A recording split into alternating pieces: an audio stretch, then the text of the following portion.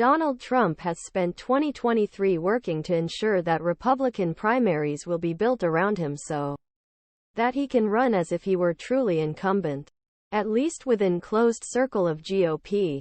With his privileges still intact, he saved them from drama by avoiding arguments, persuaded some Republican officials in states across the country adjust primary and caucus rules, make them more favorable him, and used the many lawsuits filed against him as a way increase his victimization.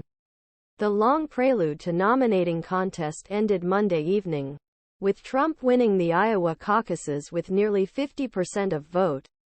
Trump had spent the past year largely ignoring the party's more moderate candidates and focusing on Florida Gov. Ron DeSantis, the only challenger who threatened to alienate the party's most conservative voters.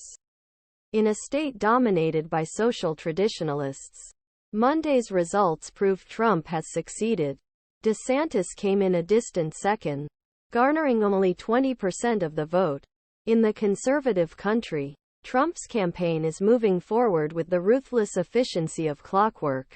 The candidates in current Republican presidential primaries are generally so dispirited, and electorate so generally indifferent, that usual political romance and possibilities of primary campaign have been exhausted. The deep freeze that blanketed Iowa last weekend brought with it a glimmer of the old strangeness.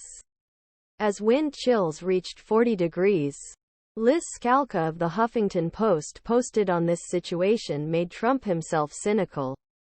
Trump hasn't worked particularly hard for Iowa. DeSantis, on the other hand, tried. He had frequently visited all 99 counties in Iowa with his wife, Casey, and their 3 young children, and had organized an impressive series of endorsements. As his poll numbers dwindle and donors who once flocked him begin grow uneasy, observers have tended focus on the eccentricity of candidate who is running what a former Iowa state legislator recently described me as the worst run campaign ever. Last week, The Times published separate articles about DeSantis' odd formality in shaking his wife's hand during a debate and his uncharacteristic use of the word do. He never seemed to figure out how to smile like a normal person. The deeper problem DeSantis contrasted with Trump to some degree was in his supposedly superior effectiveness could serve 2 full terms rather than a lame duck. Purge the allegedly politicized FBI. Would be more powerful. Finish Trump's border wall, but as the bill progressed, that made a pretty small difference. Why have a man who promises to carry out the vision of the previous Republican president when you can have a president?